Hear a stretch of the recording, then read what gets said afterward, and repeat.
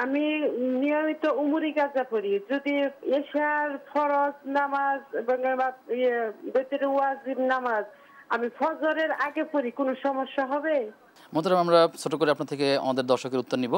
তিনি বলেছেন যে তিনি উমরি কাজা পড়েন এবং তিনি ফজরের আগে আগে শেষ করেন এখন প্রশ্ন হলো দুইটা এখানে। একটা হলো তিনি যে পদ্ধতিতে পড়েন সেটা ঠিক আছে কিনা, আর দ্বিতীয়ত উমরি কাজা আসলে পড়া দরকার কিনা।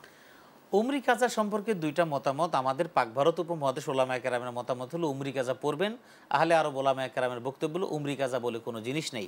যেদিন থেকে আপনি নামাজ পাঁচ ওয়াক্ত শুরু করেছেন আপনার সেদিন থেকে আপনার উপলব্ধি এসেছে এবং আপনার উপলব্ধির কারণে আপনি তওবা করবেন যে পিছনে যা নামাজ চলে গেছে সেটার জন্য আল্লাহ ক্ষমা চাইবেন, আল্লাহ তওবা যদি আল্লাহ কবুল করেন। কারণ আপনি যতদিন নামাজ পড়েন নাই ততদিন আপনি মুসলমানের মধ্যে ছিলেন না। সুতরাং আপনি এখন বেশি বেশি নফল পড়বেন, ফরজটা কখনো ছাড়বেন না।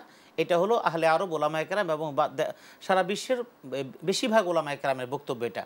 আর আমাদের এই সাবকন্টিনেন্টের ওলামায়ে কেরামের বক্তব্য অনুসারে যদি উমরি কাজা আপনি আদায় করতে চান তাহলে আপনি বেশি বেশি করে পড়েন, এটাও আপনার নফল হিসাবেই গণ্য হবে। কারণ আপনার যখন নাকি ফরজের হিসাব হবে বাকি সবগুলো যখন পিছনে এগুলি নফল হিসাবেই কাউন্ট করা হবে।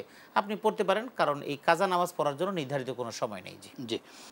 আর ২ নম্বর প্রশ্ন হলো, রাসূল সাল্লাল্লাহু আলাইহি সাল্লাম বলেন দরিদ্র সেই ব্যক্তি যার স্ত্রী নাই, আবার এবং দরিদ্র সেই মহিলা যার স্বামী নাই। এটা কি সহিহ হাদিস? জি, আমাদের ভাইয়ের প্রশ্ন ছিল, তিনি আরও জানতে চাচ্ছেন যে হতদরিদ্র সেই ব্যক্তি যার স্ত্রী নেই, আবার যার স্ত্রী আছে স্বামী নাই, তারকে বলা হচ্ছে তিনি দরিদ্র।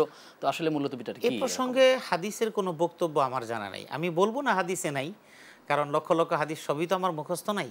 তবে আমি যতটুকু শুনেছি, পড়েছি বা ওস্তাদদের কাছ থেকে শুনেছি এবং যত হাদিস পড়েছি তাতে আমি এটা পাই নাই। এবং বড় বড় জ্ঞানীগুণীদের সংস্পর্শে গিয়ে আমি যতটুকু পেয়েছি এই মর্মে কোনো হাদিস নেই। জি।